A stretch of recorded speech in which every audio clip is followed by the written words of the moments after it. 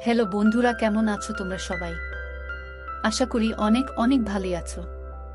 আর তোমাদের ভালোবাসায় আমি অনেক ভালো আছি, কারণ তোমরা আমাকে যে পরিমাণে ভালোবাসা দিয়েছো এবং সাপোর্ট দিয়েছো তা আমি কোনোদিন ভুলতে পারবো না। তাই তোমাদেরকে মজা দেওয়ার জন্য আবারও একটি নতুন গল্প নিয়ে হাজির হলাম, গল্পটি শোনার মতো। আশা করি তোমাদের দাঁড়িয়ে যাবে।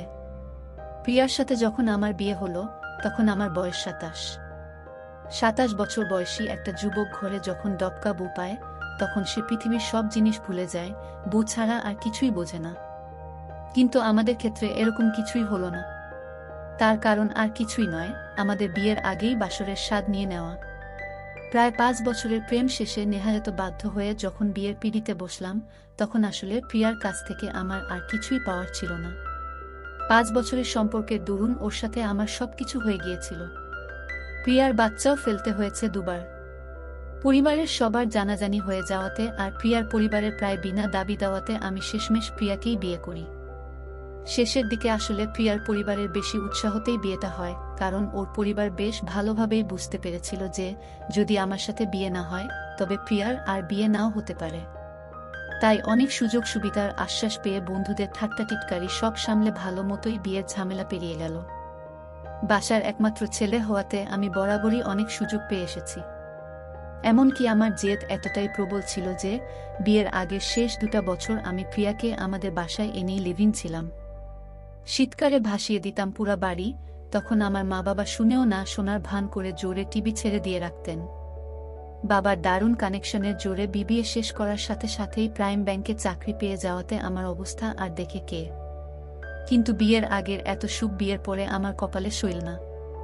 ধীরে ধীরে প্রিয়ার উপরে চিল্লাচিল্লি শুরু করলাম আর কষ্ট দিতে লাগলাম। মাঝে মাঝে নিজেরই খারাপ লাগতো, কিন্তু আমি আসলে নতুন কিছু চাচ্ছিলাম আমার জীবনে। এমন নয় যে সমবয়সী বা কম বয়সী অন্য মেয়েদেরকে চাচ্ছিলাম, কারণ আমার ভার্সিটি পড়ুয়া 2-3টা বান্ধবীর সাথে আর তাদেরই এক ছোট বোনের সাথে প্রিয়ার আড়ালে প্রায়শই আমরা এনজয় করতাম। প্রিয়ার সাথে হয়তো আমার ডিভোর্সই হয়ে যেত, কিন্তু হলো না তার মায়ের কারণে। ঘটনা আসলে ঘটল বিয়ের পরের প্রথম ঈদের সময়। শ্বশুর বাড়ির অনেক অনুরোধে বিয়ে পরবর্তী প্রথম 1-2 দিন ভালোই কাটল। তৃতীয় দিন ভোরবেলা যখন ঘুম ভেঙে পেশাব চাপল তখন আমি বাথরুমের দিকে এগিয়ে গিয়ে দেখি দরজাটা অর্ধেক খোলা আর ঝর্ণা থেকে পানি পড়ার শব্দ। আধঘুম চোখে একটু কৌতূহলী হয়ে উকি দিতেই আমার চোখ ছানাবড়া হয়ে গেল। প্রথমে নিজের চোখকে বিশ্বাস না করতে পেরে চোখ ডলে যা দেখলাম তা হলো আমার শাশুড়ি এই ভোরবেলা গোসল করছে। আর 42 বছর বয়সেও মহিলা যেভাবে নিজেকে ধরে রেখেছেন তা দেখে আমার অবস্থা খারাপ হয়ে গেল। উনাকে দেখে আমার ঠিক মেলে না, সিনেমার মনিকা বেলুচির মতো মনে হতে লাগলো। আমার অজান্তেই আমার হাত দিয়ে শান্তি করা শুরু করে দিলাম। এভাবে কতক্ষণ চলছিল জানি না। হঠাৎ শাশুড়ির গোসল শেষ হওয়াতে আমার হুঁশ ফিরল, কারণ ততক্ষণে আমার লুঙ্গিও ভিজে একাকার হয়ে গেছে। আমি ধরা পড়ার আগেই রুমে ঢুকে দরজা লাগিয়ে দিলাম।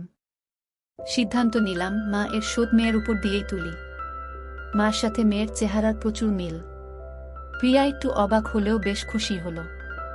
ভোর 6টা থেকে শুরু করে দফায় দফার সকাল 10টা পর্যন্ত 7 বার। ওর শীতকারের শব্দে পুরো বাড়ি গমগম করতে লাগলো। শেষ পর্যন্ত ও কাঁদতে কাঁদতে কাকুতি মিনতি করতে লাগলো আর বলল এবার যেন ছেড়ে দিই। মনে মনে বেশ খুশি হলাম নিজের ক্ষমতা দেখে, কিন্তু শাস্তিটা একটু বেশি হয়ে গেছে দেখে সরি ও বললাম প্রিয়াকে।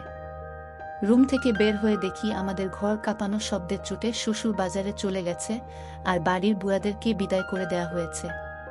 প্রিয়া তো লজ্জাতে রুম থেকেই বের হয় না, শেষমেশ মায়ের ডাক শুনে খোঁড়াতে খোঁড়াতে বের হলো। প্রিয়ার অবস্থা দেখে শাশুড়ির পুরো মাথায় হাত। আমাকে নাস্তা করতে বসিয়ে শাশুড়ি প্রিয়াকে নিয়ে গেল নিজের রুমে। আমি কান খাড়া করে শুনতে লাগলাম কি চলে কথোপকথন। শাশুড়ি: কিরে তোরা কি শুরু করলি? বাসাতে বুড়া বাপমা থাকে, কিছুটা শরম করো।